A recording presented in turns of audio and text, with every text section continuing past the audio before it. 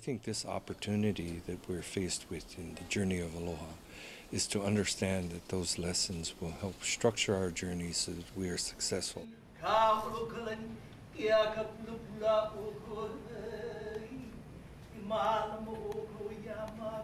Our entire One World Ohana connected heart to heart through pure aloha.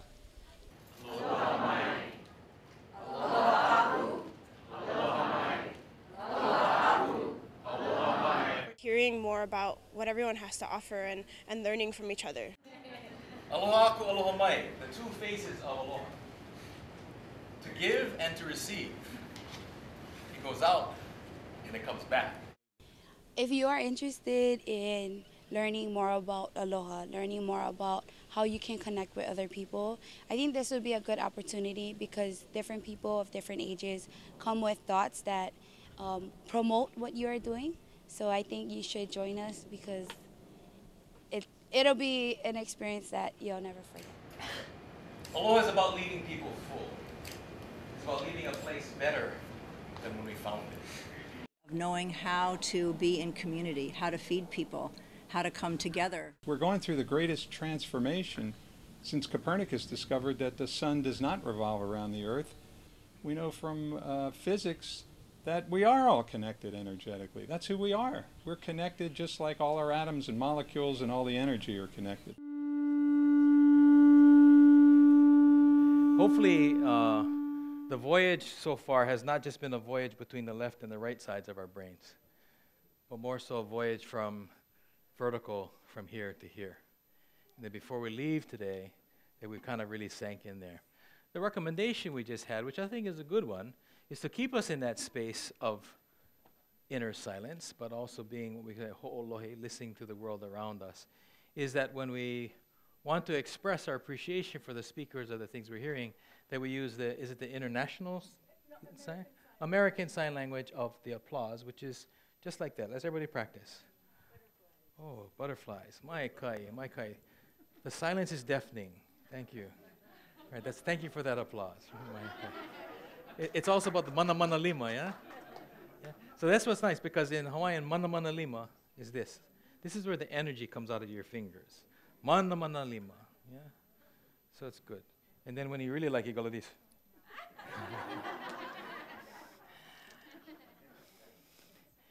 All of this.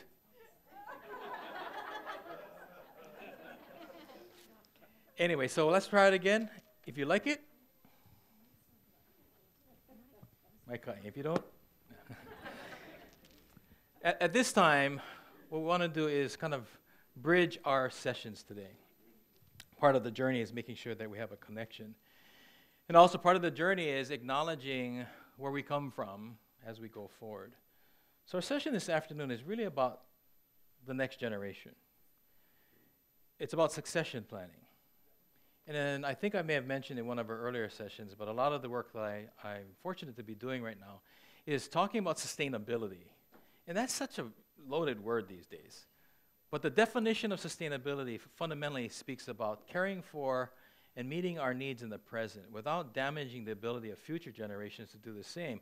And what's interesting is we talk about the future as if they're in the room, and they usually aren't. So if you recall, when we started our voyage together, I called upon the notion of kanoho panihakahaka, the empty chair. And usually that empty chair includes the youth of the future, those that will benefit or not from our behaviors in the present. Well, this afternoon, they're present. They've been present. They've been with us.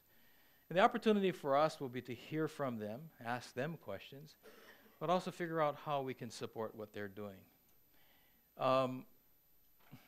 And I'd like to share this one observation. If we are living in a place that is the product of other people's concept of what's better for us,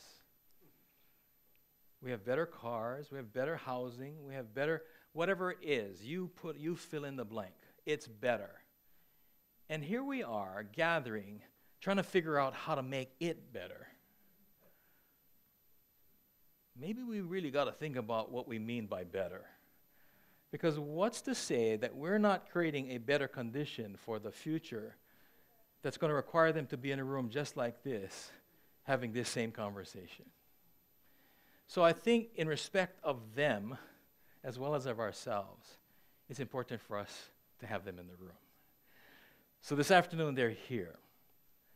But before we get there, it's honoring, as I said, the root and the fruit.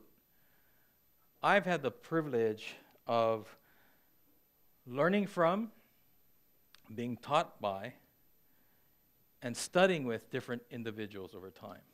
And I say that with purpose and intention because those are three different things. You can learn from others who aren't teaching you. You can study with others and not learn anything.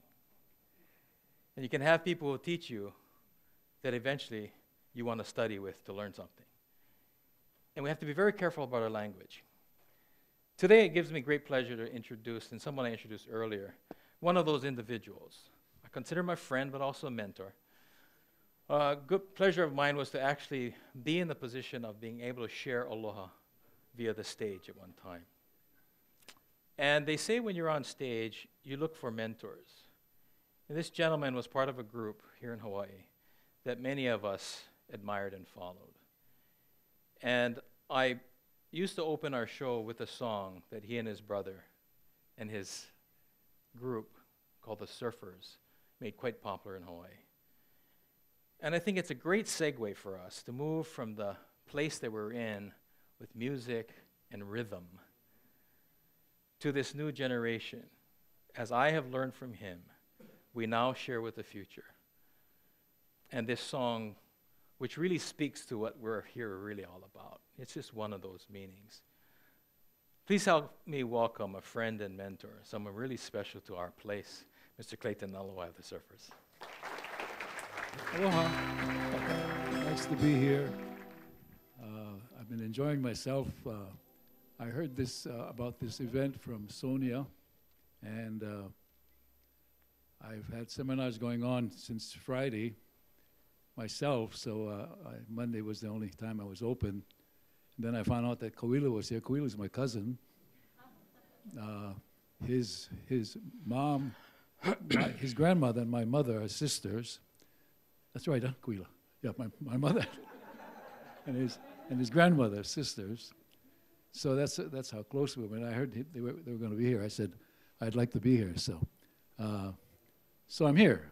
And thank you so much. I've really been enjoying myself. You know, I'll just say a few words before we say that. We sing that. Aloha is a verb. You know, it's not a feeling per se. It's a verb. It's an expression. My mom was a great example of aloha. I was a rascal kid. Later on, they call them juvenile delinquents.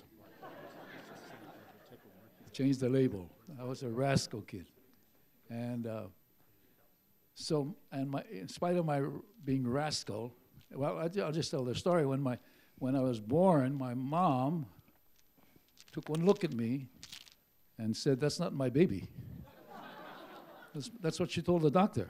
I mean, that's how I was brought into this world. My mom looked at me and said, "This lady's up with her mouth open." It's a true story. Kawila, you ever hear the story? Yeah? She said, "That's not my baby." And the doctor said, No, that's your baby, Mrs. Nalawai. And he said, No, that's not my baby. So the doctor asked her, why? Why isn't that your baby? She said, because he's ugly, that's why. So that's how I was brought into the world. My mom accepted me as I was, ugly. And it brought me into the world that way. And I was, like I said, I was a rascal kid. And, my mom told me that, she started planting seeds in my subconscious about who I am. And she would say, you're clay, you're Hawaiian, you're Nalua'i, and walk tall. And, you can do anything you put your mind to. And so I remember this I was about 3. I tell my mom I was about 3 because I couldn't have been older than that. When I was about 3 years old, and I was standing in the driveway. We lived in the back of somebody else's house. And I was standing in the driveway almost out to the street, quite a ways from her. And she looked at me and said, come here. Now, all of you moms know what that kind of come here is. And I looked at her, I can still picture me to this day. She said, come here. And I looked at her and I smiled. And it was going on in my mind. What should I do? Go there or run? Go there or run? And you know, these seeds were planted. The seed said, Clay, you can do anything you put your mind to. So I heard a voice say, run. And I ran. And I ran, and she caught me before I got out of the driveway. Before I got out of the driveway, she caught me. And she still loved me, even if I ran. Right here, she loved me. Yeah, I was a rascal kid. She loved me when I got kicked out of school. I got kicked out of school about 4 times. She still loved me. I went to the mainland, went to school. She thought I went to school to be a doctor, and she thought I was going to be a doctor, and I ended up in the entertainment business, and she still loved me. And so my mom really showed an unconditional love, like moms do, accepting me just as I am and just as I am not. So my brother wrote this song about, I don't know how long ago, a while back. How many of you remember the Surfers, by the way? Boy, you guys must be old. Whoa. Let me sit down. But anyway, my brother wrote this song on the way back from Chicago. We played a convention in Chicago and coming back to Honolulu. On United Airlines, he wrote this song that I'm about to sing called You Gotta Feel Aloha. So, okay, let's do it. I'm going to lip sync, or I'm going to sing to this because, you remember the words? I don't remember the words, so Aloha is a word that has so many meanings, like saying hello and goodbye. It means how are you, and I miss you so, and I hope you're feeling alright. But most of all, it's the feeling from within that makes me feel so good inside. 'Cause aloha means with all my love, all my love to you. You gotta feel aloha. Aloha brings us all together. Sing aloha if you're looking for fun and pleasure. Say aloha. Reach out and lend a helping hand. You gotta feel aloha, aloha. The heartbeat of this land. Everybody turn to the person next to you and say aloha.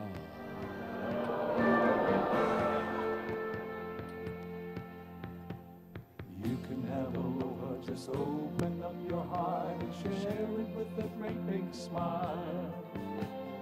Making someone happy each and every day just takes but a little while. Stand up, stand up. You can have that feeling that comes from within. It will make you feel so good inside. Thanks for the standing ovation. 'Cause aloha means with all my love, all my love to you. You gotta feel aloha. Aloha brings us all together. Sing aloha if you're looking for fun and pleasure. Say aloha. Reach out and lend a helping hand. You gotta feel aloha, aloha.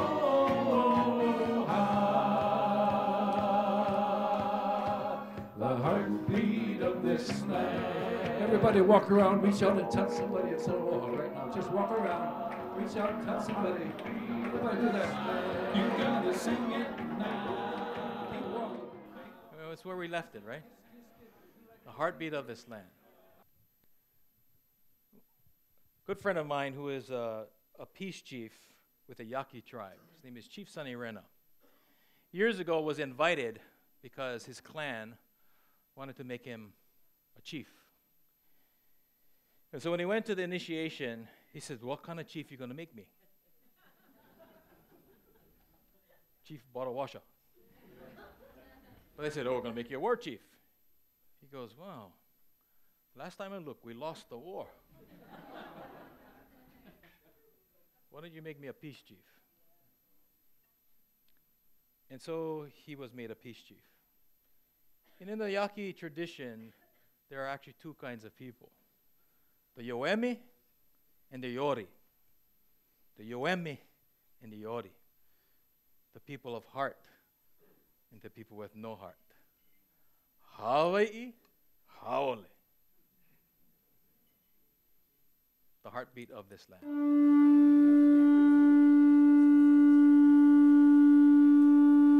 Kawela, how nice it is to be with you. I know everybody else is on the boat, but I appreciate that you said you'd step out and have a little conversation with me. So how's it been so far? It's been really great.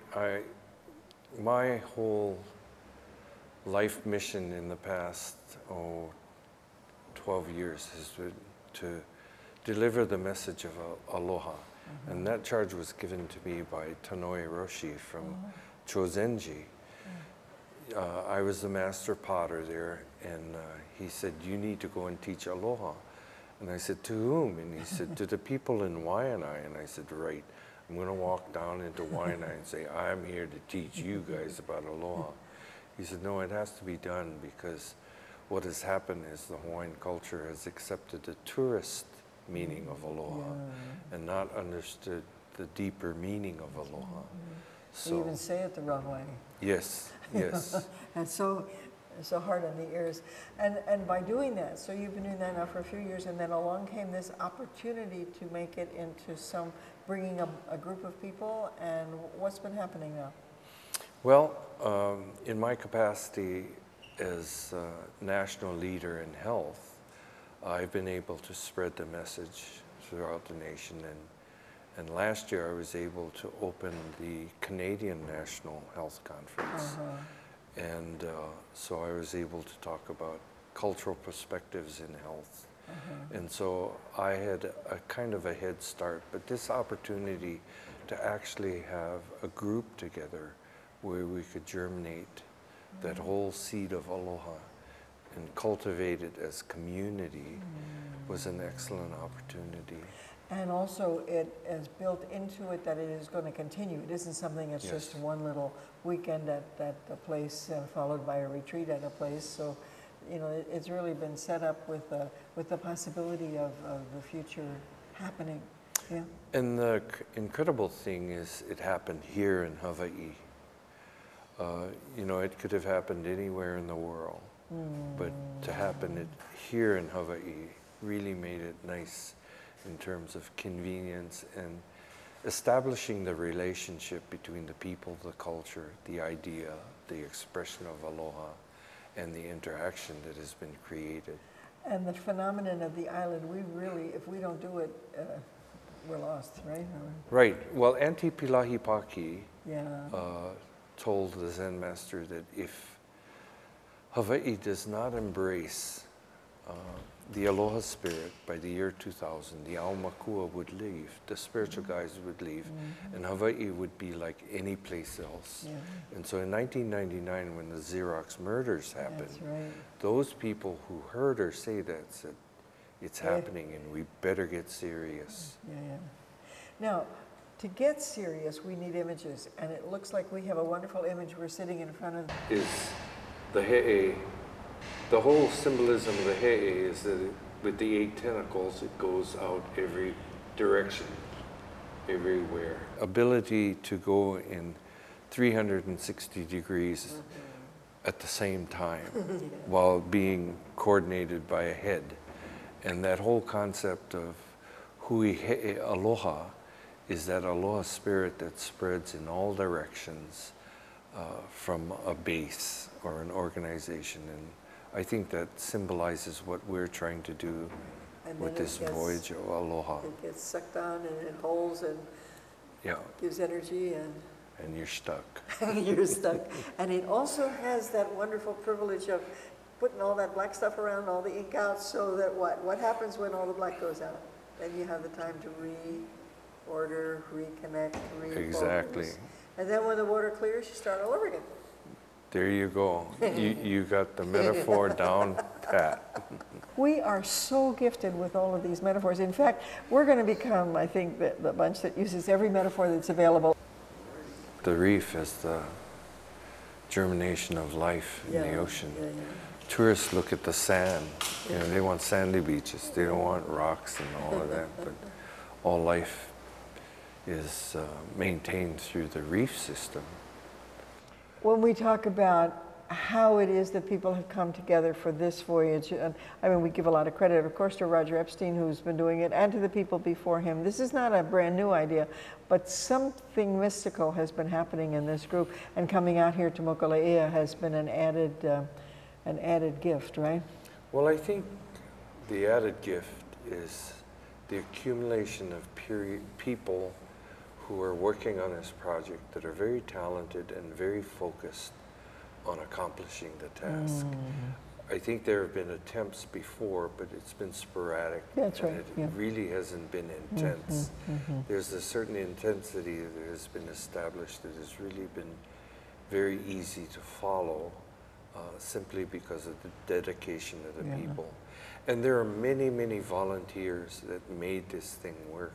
And for that, I'm really appreciated. Friends were invited to come and participate, and they willingly participated.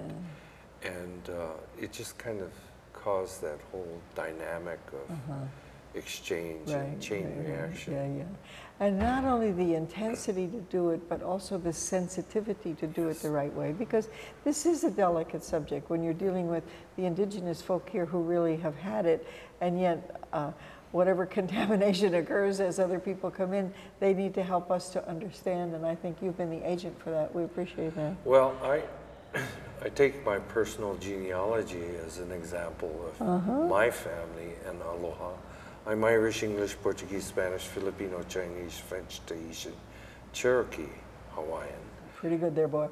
And so what that does is it tells me that aloha is experienced around the world. People came here, and the aloha that was felt was brought together in ohana, and I am the expression of that many generations of intermarriage.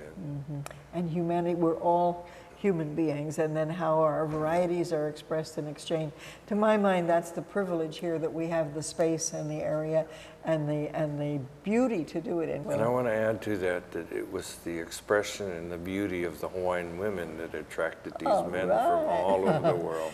I am so pleased that we had this little bit of a conversation. We're going to have more, but this is you know, conversation number one. Okay. Okay. Okay.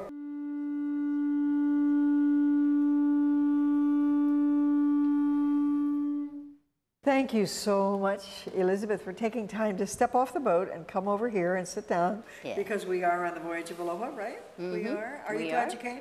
Indeed. Oh, I certainly am. What an adventure. Yes, because you're an island person, right? Yes, I am. You are. Island to island. Island That's to where island, we right. sail. How's it working out for you? I try not to have too many expectations. Okay. I'm at quite a few conferences, and each one is unique in its own way. And this was very special because of all the native Hawaiians involved in it. But in fact, and here we are sitting right next to the octopus. Oh, this is one of my favorite creatures, yes. Favorite creature. It seems like everybody who takes one of our analogies just animates it to such a degree that we can go further. Are you sensing that we're coming to a willingness to go into the future with this? I mean, do you see that? Oh yes, It's good. It's good. There's a lot less fear here than I see in many places in the world. I travel all over the world, and a lot of people are cowed and afraid now because they're being told the world is in trouble, we're in a recession. I see a lot more optimism here. We have a feeling that pessimism is the new heresy. Yeah. You know, we had all It is kinds in my of book. theological heresies, but now we've got some ecological heresy here. Yes. That because the world does know how to reconnect itself. This can't end. Well, from my perspective as an evolution biologist, I see evolution as an endless series of cycles where species move out of a competitive, youthful phase. It's creative, it's competitive, it's pushing people out of the way and, you know, expanding and all that. And then they move into a cooperative phase when they discover it's cheaper really to feed your enemies than to kill them. Yeah, right. And that was learned by everybody from the original bacteria up. They formed a cooperative when they matured called a nucleated cell. Then those cells went through their youth and formed multicelled creatures, which is us. And we have gone through that at the tribal level. We learned the cooperation. We learned to mature and cooperate and build larger, like urban centers. But because they were new, they went into the empire mode, empire building mode, which is again the juvenile, youthful mode. Regression. So right now we are where humanity has to now recognize Earth as its whole canoe for a global family. And we can't afford to prolong the youthful expansion phase. We have to get sustainable, we have to get cooperative, we have to know that we're spirit matter bodies and that we're all one community. And that's what I see here is this recognition that we are one community and that Hawaii could be the spiritual center of the whole world if we got our act together here, right? That's what we're working on. And we're deliberately recognizing where we have to switch from competition to cooperation. Exactly. We're now building the fleet of canoes. I mean, it's not just yes, one. and every person here, most of them from Hawaii, are already connected to communities and to organizations and to projects and other adventures. So we're far more people than we actually are when we come together in a room here. We represent a much larger community, and especially some of the elders who are with us here. Represent very big Native communities, and too. the concept that this can become the religious harmony capital of the world. It's all about role modeling, isn't it? Yeah. If you can't live it, if you can't walk your talk, if you can't be it, you can't teach it.